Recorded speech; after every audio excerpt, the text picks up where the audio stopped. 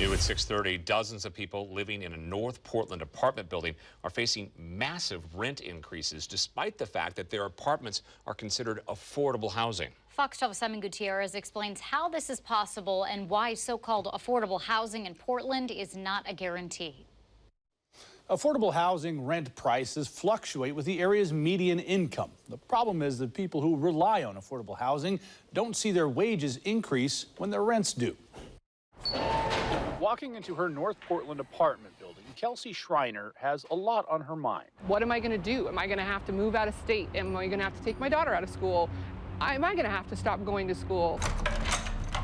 A single mom, Schreiner rents a two-bedroom apartment in the Prescott Apartments, qualifying for one of the building's affordable housing units. That housing is about to get a lot less affordable. This is the rent increase notice that I got on August 2nd. The base rent is right here, and how much it's going up, $403 a month. A 43% increase she's struggling to make sense of. We're living in affordable housing.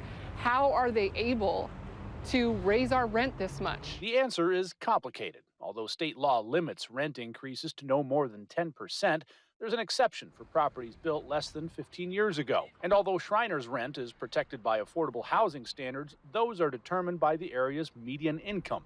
Leor Schweitzer, an organizer with Portland Tenants United, says the area's median income, which has increased dramatically over the years, isn't necessarily a good benchmark for affordability. The problem is that as we get more income inequality, median incomes, and even 60% of median income, what's affordable at that rate is still not affordable to a large number of people. Under federal housing standards, Schreiner's apartment, even with a $400 rent hike, is still considered affordable. There are tons of holes and missing pieces in the current system that we have to support low-income tenants. And there's another wrinkle. Schreiner's apartment building is part of the City of Portland's multiple unit limited tax exemption program, or multi-program, where property developers get a 10-year exemption on property taxes if they make at least 20% of the apartments they build affordable.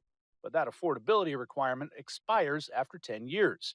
Right now, there are close to 50 properties in the city's multi-program, and several are set to reach that 10-year expiration date. Schreiner's building, for example, will have its affordability requirement expire in 2024. And what that looks like we get raised to market value with 90 days notice.